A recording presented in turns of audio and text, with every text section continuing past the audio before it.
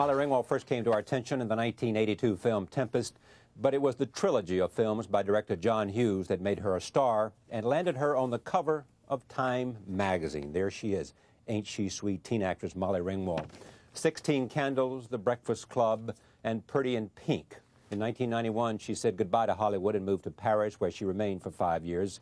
She is back in New York and currently starring in the smash off-Broadway play, How I Learned to Drive. It is her first time on stage and starring on Broadway in Horton Foote's Lily Dale 11 years ago. I am pleased to have her with us this evening. Welcome. Thank you very much. Thank you. Glad to be here. I want to talk about your life in a minute, but tell me about How I Learned to Drive, doing theater every night, coming back to the United States, doing a sitcom, never having really left movies, but in a sense having left this country. And now you're back and you tried a sitcom where you got good reviews, and now you're on Broadway. I'm off Broadway, actually. Off Broadway, I'm sorry. Yeah. But it's a great experience. I wasn't exactly dying to do theater, but I was sent the play, and I read it actually when I was in Paris over the summer, and I hadn't read anything like this play in a long time, and it was a great role. No actress could ask for a better role. What makes it great? To me, it's Paula Vogel's writing. It's her humor and it's her lucidity on the subject. It's a subject that's usually been, movie of the week material or, talk show material, very teary, and there's always a victim and a perpetrator. For all of the people that don't know, it's a play that deals with incest and pedophilia. But the way that she deals with it and her distance with it and the strength that she gives my character really appealed to me. And it's a fantastic show. And how do you like being on stage? Well, I haven't been on stage for a while. I began my career when I was really little doing community theater, and then I did a run of Annie for 15 months when I was about 10 or 11. So I was a little nervous about coming back. Oh, and then, of course, Lily Dale. But it's like riding a bicycle.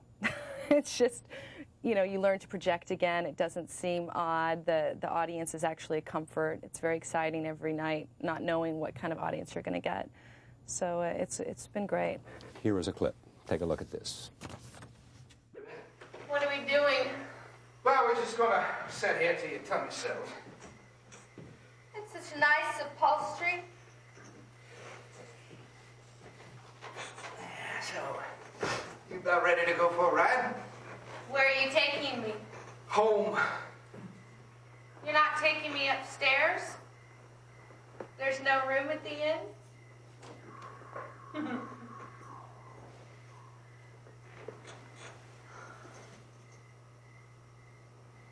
You want to go upstairs? Or home? This isn't right, Uncle Pat. What isn't right? What we're doing? It's wrong. It's very What wrong. are we doing? We're just going out to dinner? No, it's not nice to Aunt Mary. Well, you let me decide what's nice and not nice to my wife. Now you're mad. No, I'm not a little bit. I thought you understood me. I think you're the only one who does. Someone will get hurt. Have I forced you to do anything? Huh? I guess not. We're just out having a good time as a whole. Now you know that nothing is going to happen until you want it to. You know that. Yes. There's nothing going to happen until you want it to. You want something to happen?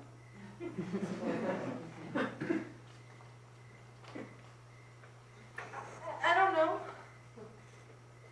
Well, then I'll wait. I've waited for you a long time. I'm a very patient man. I don't mind waiting. Someone's gonna get hurt. No one will get hurt. How tough is this for you?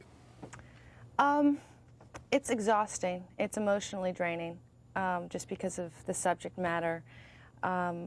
That's the hardest part, is just making sure that I stay connected to it every night, because I feel guilty if there's a performance and I'm not connected. I figure these people are only going to see it this one time. Does that happen?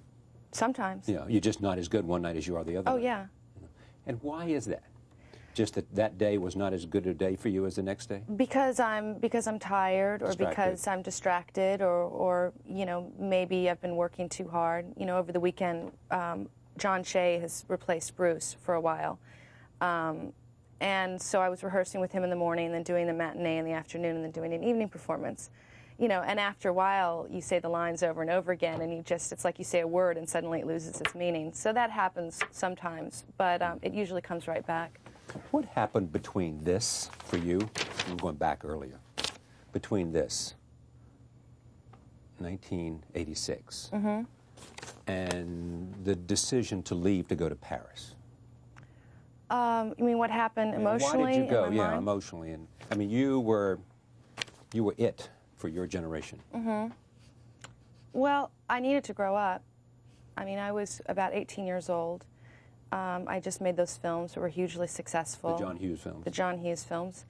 And I had been in the public since Tempest, since I was 13 years old, and I needed a chance to grow up outside of the public eye. And I did go to a French school, but I was making those movies all the time, and so my education in terms of the language suffered, and I always felt like I wanted to have some sort of education. And for me, Paris was it. Yeah, were you looking for something or leaving something? You know? I was both. I was leaving Los Angeles and leaving that sort of lifestyle of waiting for your agent to call and going to those kinds of parties and caring about what kind of car you had, you know. I was leaving that, and then I was looking for something new. I was very interested in French films. So I guess I was searching for something. I didn't intend to stay, but once I got there, it just seemed like the good thing to do. It seemed like the right thing to do. Why? Because I was very happy. Yeah. You fell in love over there at some point. I fell in love with Paris. It was summer when I went there. It was very intriguing. Yeah. And then I fell in love with a man. And I put my house on the market before I left, and I had 7 suitcases with me. And so I guess there was some unconscious thing going on in my mind. That you were cutting off from the past? That I was starting a new life. I didn't know how long it was going to last. I knew I was going to stay there at least a year. Nothing could have made me leave before a year. So, and it was very funny because I made a decision, and I thought about it for about 3 days before I told anybody. And then I called my agent, I called my mother, I called just a few people, my publicist, and my mother was the only one that took me seriously. She knew. She could tell from my voice. The others said what? I'll see you in a couple weeks. This is a passing phrase. Go have fun in Paris, and we'll see you back. Yeah. Because their notion was you couldn't resist stardom. You couldn't resist this thing that you were in the center of. Oh, yeah. It was unthinkable. But that's exactly what I wanted to leave in Los Angeles, this idea that this was all the center of the earth, that it was the only thing that mattered. That, in a nutshell, was why I wanted to leave. If you weren't part of that, you had no life. Exactly. And I learned by being in Paris, it's another place where everybody thinks that they're the center of the earth.